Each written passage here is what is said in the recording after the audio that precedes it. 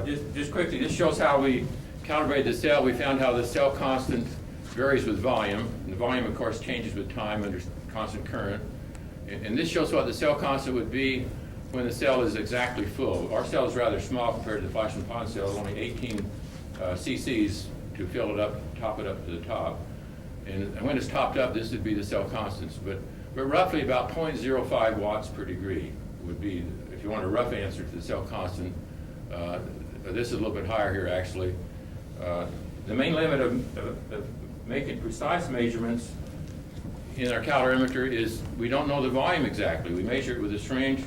I can't look into my cell. I just calibrate a syringe, and I know when I draw back on the syringe if it's the right level. I won't draw any liquid up. If it's too full, I'll draw some liquid up, and so on. So I could keep a pretty good idea of where the liquid level was with the use of a syringe, but I couldn't do it more accurately than 0.5 centimeters. But that introduces an error. I don't know this accurate enough to measure power more accurately than plus or minus 20 milliwatts. But whenever I change something, I can see changes in power. I can easily see a plus or minus 5 milliwatt change. So the calorimeter is much more sensitive to measure changes rather than the absolute power. And that's what we see when we see a change in temperature. We're seeing a change in the power that takes place. We had quite a few episodes. I'm not going to show them all. There are about 7 different episodes of where the cell temperature went up when it should have been going down. The cell run as a control always went down in temperature. This shows a gradually decreasing temperature. This is a cell that gave no excess heat in China Lake and none in Japan. Very normal behavior. Every little blip that you see by 1 thermistor shows up with a 2nd thermistor. So you can't argue that the 1 thermistor is different than another. They're a little bit different in temperatures, and this is even more different in temperatures because it's outside the cell. You have a temperature gradient going from the cell surface to the water bath. So 1 thermistor may not be positioned exactly the same distance from the cell. I tried to make them pretty close, but a small difference in position can make 1 thermistor read a little different than the other. But that doesn't matter because we calibrate it in that position. So the fact that this one temperature reads a little bit higher than another doesn't matter. What is interesting though is every little blip by 1 thermistor shows up on the 2nd thermistor. And the main thing that's interesting about this, rather than steadily decreasing temperature as predicted theoretically, the temperature will go through a period of increasing sometimes. Here we see, rather than a negative slope here, this is actually about 0 slope, but you have a positive slope. And the temperature keeps going up for a while. And maybe the excess power becomes steady, and then it acts like, then the equation would be followed where we calculate a decrease in temperature effect, as we see later on here. But if this were normal behavior, this temperature should have been going down all this time. And so there's quite a big difference in temperature, what we would have expected. And so you can calculate based on the cell constant or whatever, in this case about 90 milliwatts of excess power than we can account for is appearing that caused this temperature to increase. Now taking this same cell, I want to just point out the time, 472 hours to 507 hours, because the next slide will use the same time frame and shows the cell voltage. This is the same time frame in terms, the same experimental time, except now I'm showing the cell voltage with time. This is the cell that showed the abnormal increase in temperature. But if anything, its voltage is decreasing faster with time. So the power is actually going down faster. We should have had a more negative slope, if anything, from cell A than we got from cell B. They're both decreasing with time, but if anything, this is going down faster, which would lead to a more negative slope, not a positive slope at all.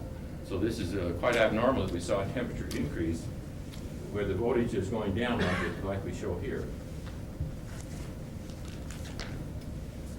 And you can calculate what the slope should be of the temperature change versus time for the first example and the second example. This is from a paper I'm trying to get published in Journal of Analytical Chemistry. In fact, the 2 referee reports its favor publication with some changes, so I hope this will be published. But this is the first episode that I showed you. This is the second episode.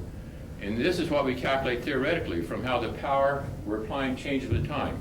Cell A, which is where we see the strange effects, but we predict theoretically, it should have had a decreasing temperature with time that's even larger than cell B, which showed no such effect.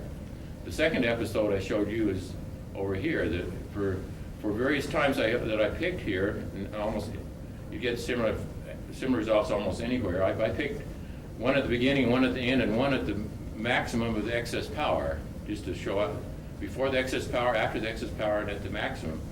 But if anything, the theory says the temperature should have been decreasing faster in cell A than it was in cell B. But we see the opposite effect. Cell A, the temperature went up, not down, and it should have been going down the whole time. In cell B, the temperature went down throughout the entire experiment, which went on for several months. After you added D2O, the temperature would always start to decrease again. This shows a third episode, which I thought was interesting because by now the temperature of cell A was getting rather warmer than cell B, so I have to use two temperature scales, set the thermistor scale differently for cell A than cell B, and it turned out that actually cell A, one of the thermistor lines was tracking exactly with cell B. This is cell B, T3, T4, but T1 was tracking this exactly. This is the room temperature again. This is just the room temperature during that time period. But this is the thermistor in cell A, which is tracking exactly at the same slope as in cell B, and this is the other thermistor in that cell. But then suddenly it starts to depart from that line. Of course, it's 10 degrees hotter to start with, but it changes the slope. Rather than following the same slope that it was, it starts to go up rather than down, which there's no reason theoretically to expect that without assuming excess power. So it goes up for a number of hours, and even after it reaches a peak here, it still stays hotter than you would expect. You would expect normal behavior, this to keep decreasing all the way through, like it was right here. And so you have a rather large temperature change here that you can use to calculate the excess power, about 70 milliwatts, only that would have to be used to explain this abnormal increase in temperature. So over and over again, we saw strange behavior for this cell A, and always normal behavior for the cell B. Temperature always decreasing with time. Where many times, well, 7 different times we saw this strange behavior in the other cell. Well, let me just point out the time scale once again. This was 592 hours to 627 hours because I want to show the cell voltages for that same time period. I think, well, excuse me, that's coming up after this slide. I'll show you the cell voltage. This is the fourth episode, and then I'll show you the voltages for this fourth episode. This fourth episode had some rather some different things here. At this point here, I wanted to do a calibration by increasing the current. This is not as good as a heater in the cell, but it'll serve the purpose to some degree. I increased the current from 300 to 320 milliamps, and of course that causes an increase in the temperature. These cells are run in series, so the same current increase happens for the cell B here as for cell A. And this is so you see they both jump up in temperature and tend to level off. And then I return back to the normal current. And just like Martin Fleischer pointed out this morning, this one comes back to the same baseline, exactly the same baseline. After I had that current pulse, it's exactly the same slopes, the same baseline. It returns to this normal behavior. This one didn't even have normal behavior to start with. I mean, this is abnormal. The temperature's going up.